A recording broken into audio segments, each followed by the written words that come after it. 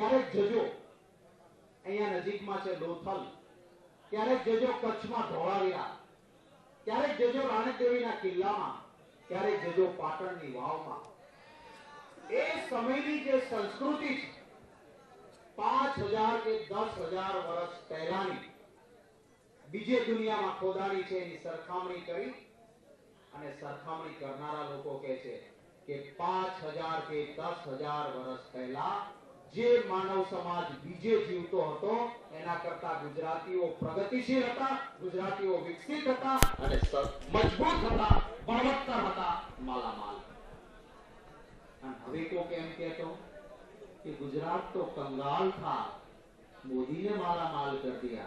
तो आ गुजरातीओ नो अपमान है, अपना बाप दादा नो अपनी पेटीओ नो अपमान.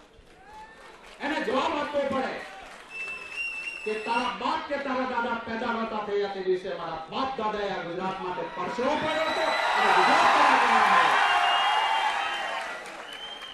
આપણા જીન્સમાં વિકાસ છે. ગુજરાતી કચ્છમાં હોય કે કેન્યામાં હોય, આફ્રિકામાં હોય કે અમેરિકામાં હોય, ગુજરાતી ગુજરાતીનું ગૌરવ લઈને ગુજરાતનું નામ રોશન કરે છે. આ ગુજરાતી. અને તું એમ કે मेरी वजह से गुजरात विकास कर रहा है,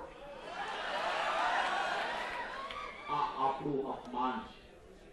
આનો જવાબ યુવાનો જ આપી શકે અને હું આપને આહ્વાન કરું છું. આપ NSUI સાથે જોડાયા છો, આપ ગર્વથી કહી શકશો કે આપને એક રાહુલ ગાંધીજીનું નેતૃત્વ મળ્યું છે. એ એવું નેતૃત્વ છે જે મેં કહ્યું ને, એક તરફ છે નશા पिलाकर गिराने वाला और दूसरी ओर गिरते हुए को संभालने वाला. ईस्ट एंड वेस्ट एक मास मर्डरर છે અને બીજી બાજુ માસની સાથે મમત્વ ઉભું રાખનાર રાહુલ ગાંધી છે. એની સરખામણી જ ના થઈ શકે. ક્યાં રાજા ભોજ ને ક્યાં તેલી સરખામણી હોય. આને શબ્દોની અહીંયા સજાવટ કરી અને રાહુલ ગાંધીજી આજે ભૂકંપમાં જે લોકો પીડિત થયા છે એની વચ્ચે, લોકોની વચ્ચે જઈને એની સેવા કરવા માટે પહોંચી ગયા છે. કોઈ પબ્લિસિટી નહીં, કોઈ જાહેરાત નહીં, કોઈ માઇલેજ લેવાનું કામ નહીં.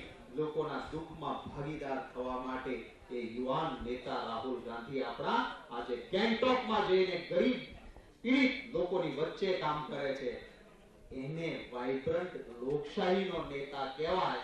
ઉદ્યોગપતિઓ માટે વાઇબ્રન્ટ ગુજરાત કરે એ તો હિન્દુ મરે કે મુસલમાન મરે, મોદીનું મતનું તરફાણું ભરે નહીં. કાલે કહ્યું તો ये न है राम के, ये न है राम के, ये न है रहीम के, ये तो बस है हराम के. ઓળખી લેજો.